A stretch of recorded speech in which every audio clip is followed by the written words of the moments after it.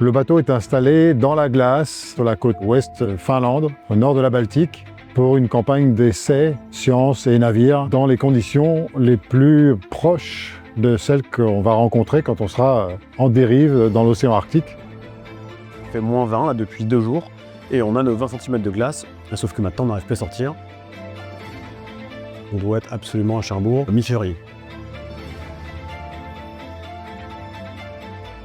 Action! Je m'appelle Éric Brossier et je suis ingénieur océano à bord de Tara Polar Station. Donc en décembre, on n'avait pas encore de banquise, mais ça tombait plutôt bien. Il s'agissait de tester surtout des équipements scientifiques qui sont déployés depuis le wet lab du bateau, grâce au moon pool, donc l'accès qu'on a à l'océan en permanence avec cette ouverture au milieu du bateau. De me donner les profondeurs. So when you are ready. I'm ready. Okay guys, good to go. You can let it go. Thanks a lot. We release the ROV now. Il coule, chute libre. Yeah, now you dive, you are out of the boat already. Le ROV, c'est le robot sous-marin téléguidé qui va nous permettre pendant la dérive d'aller faire des observations et des mesures sous la banquise, sous la surface, dans un rayon de 300 mètres maximum autour du bateau. Et donc là, on apprend à le piloter parce que bon, c'est quand même un engin sensible, très sophistiqué. Donc c'est bien de pratiquer, de s'entraîner. On est 5-6 scientifiques. Il y a une grosse équipe qui fait de la omic derrière. Il faut aussi des déploiements de ROV, de CTD pour tester un peu toutes les procédures. On est là pour optimiser les protocoles, mettre en place les workflows. On discute aussi beaucoup avec Nathalie et Eric pour qu'ils identifient les besoins, les machines, les espaces, comment on va organiser les labos, quel instrument va où. Donc c'est vraiment de la mise en place pour le moment. Just 1 microliter of DNA. We have all DNA here from the 1 week experiment testing the different DNA protocols. This is very exciting to see if we can introduce this technology on board. This is the first time we're doing on board of Tara Polar Station. Ça donne un exemple, une idée de tout ce qu'on va pouvoir avoir à gérer à bord pendant la dérive. Beaucoup d'équipements pointus, délicats, mais qui nous offrent un accès à des données incroyables. Tout n'est pas de la même taille et tout n'est pas de la même complexité. C'est vraiment très important que tous ces protocoles soient faciles d'utilisation pour que les scientifiques à bord puissent réaliser les centaines de protocoles qu'on ambitionne de faire. Bravo.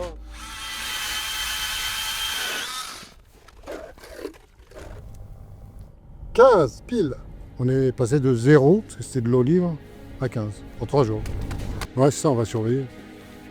Sinon, on est bon jusqu'au printemps. Donc la première partie des tests ont eu lieu à côté de Oulu, donc au nord de la Baltique. Mais la glace avait tendance à épaissir vite et Tara Polar Station ne pouvait pas sortir seule de cette glace épaisse. Donc il fallait prendre une décision. Et c'est pour ça qu'on s'est rapproché du sud et donc de l'eau libre en venant ici à Vaasa, sachant qu'on a déjà ici 30 cm de glace et qu'on aura besoin d'aide pour sortir probablement. Là, on est au bord du chenat de l'entrée de Vaasa. Ça, c'est sinon je tombe à l'eau, je peux lui envoyer une ligne. On a vu des gens marcher sur la banquise là. Il y a des jeunes à vélo de l'autre côté du chenal aussi. Donc en théorie, ça doit passer, mais ce n'est que de la théorie.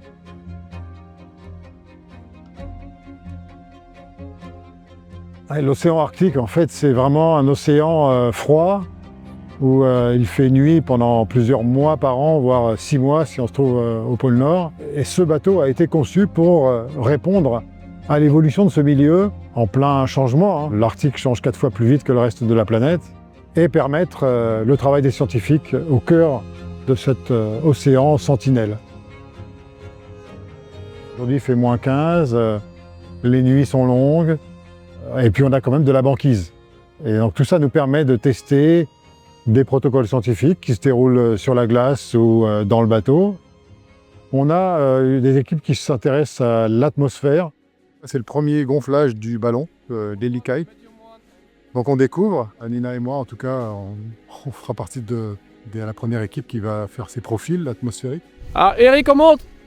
Il faut savoir qu'avec Tara Polar Station, on ira dériver dans la banquise au pôle Nord et là on est pris dans la glace en permanence.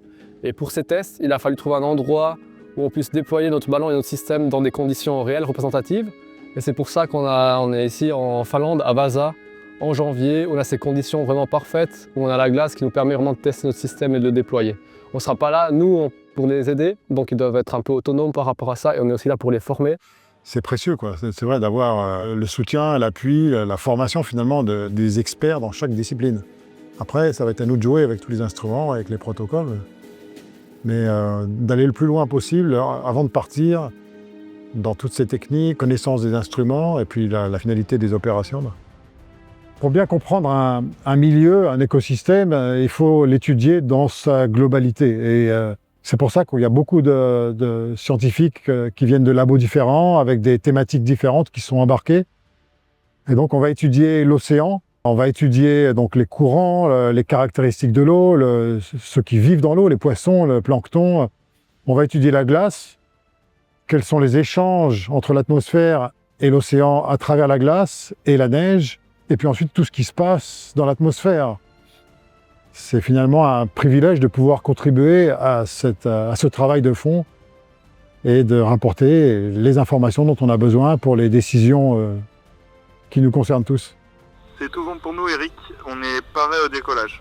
C'est parti pour le dernier vol, le prochain dans 8 mois, dans le pack de l'océan Arctique. Tu te sens prêt? Ouais, tout est prêt.